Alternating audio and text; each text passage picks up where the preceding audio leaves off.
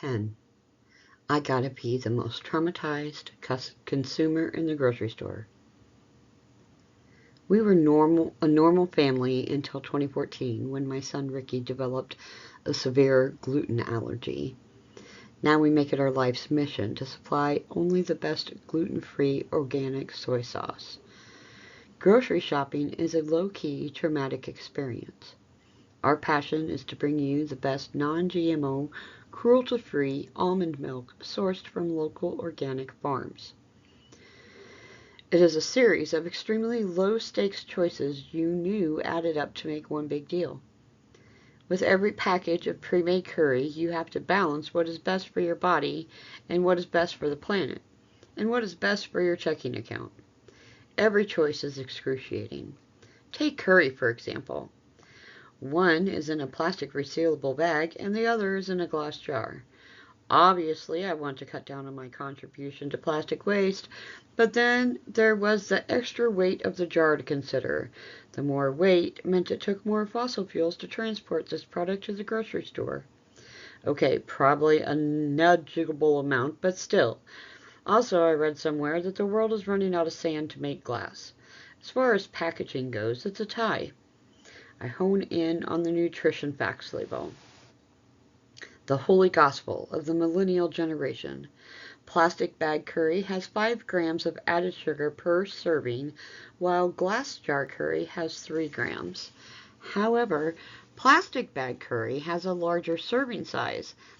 I get out my phone and do a quick calculation. If you factor in the serving size, plastic bag curry actually has less added sugar per ounce. Then you have to consider the type of sugar added. Plastic bag curry uses organic cane sugar, while glass jar curry uses coconut sugar. Coconut sugar has a lower glycemic index, but then the cane sugar is organic. I wonder if organic even means anything. Like, how often do these organizations that certify organic foods even go by the farms? And what's to stop the farms from just locking all the dangerous yield-enhancing chemicals up in some shield when the inspector comes by? Up in some shed when the inspector comes by. These farms probably just pretend to be an organic on inspection day. Okay, moving on. Plastic bag curry uses palm oil, while glass jar uses sunflower or sapphire. Seed oils are terrible for you. They're literally in everything. I'm not exactly sure why they're bad for you, but I know enough to stay away from them. On the other hand, palm oil is terrible for the environment. In order to make palm oil, they have to destroy acres and acres of tropical rainforest. No self-respecting, environmentally minded person could in good conscience purchase anything with palm oil. We are a generation raised to believe that we are saving the world with every purchase. About 10 minutes of vacillating under the merciless glare of the fluorescent lights, an anxious kind of desperation starts to set in. I take out my phone again and do one final calculation. The curry in the glass jar has a lower price per ounce, so I drop it in my cart with an inconclusive sigh and go on. At some point, the quest for optimization could be curtailed in the name having only so much time on this absurd and over-extracted planet. A few turns of the cart later, and I'm at the last item on my list. Canned salmon. The apologetic myriad of multicolored labels stare back at me in cold indifference. I silently curse Hair City Market for designing such a horrifying shopping experience and began yet another deliberation.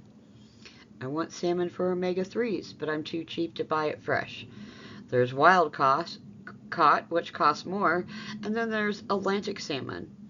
And anytime you see Atlantic salmon, it means it's farm-raised.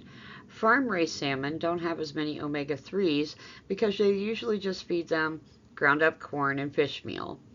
Also, farm-raised salmon always has color added to them, but even with the artificial enhancement, they're still not as red as their wild-caught cousins. Wild caught is definitely better for you, but not so good on the budget or the planet. Too many people are eating wild caught salmon now, and the native population simply can't keep up with demand, so it's actually better for the environment if you get the farm raised. In the midst of my indecision, I realize there's a girl in the aisle standing next to me. She's wearing a knitted blouse and a long yogi pants. I wonder if she can detect my belabored torment.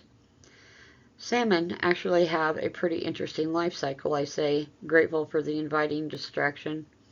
They spend most of their life in the ocean, but when it's time to mate, they make a mad dash to their breeding grounds. They don't even eat once their journey has begun. Their bodies consume themselves, and they become these crazy hunchbacked looking monster fish on the quest to fuck just once before they die. When I'm grocery shopping, I flirt with women to distract myself from the abject stress inflicted on me by the industrialized alternative to hunting and gathering. Sounds pretty romantic if you ask me, she says. I grab a can of the wild caught as a subtle flex and throw it in my cart. The weight of the decision lifted by my compulsive urge to impress women. Hi, I'm Alden, I say. I'm Rebecca, she says, holding out her hand. I shake it. Well, Rebecca, it's going to be really awkward if we run into each other again while we're here.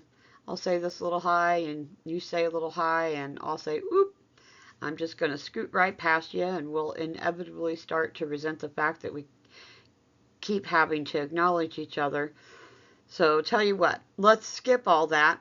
How about I just get your number right now, and I promise I'll go straight to the checkout. Tempting, but what if I'm going to the checkout, she says. Then we'll have to awkwardly stand next to each other in line. Well, then, we can read the Buddhist Life magazine together while we bet on which cashier is going to finish first.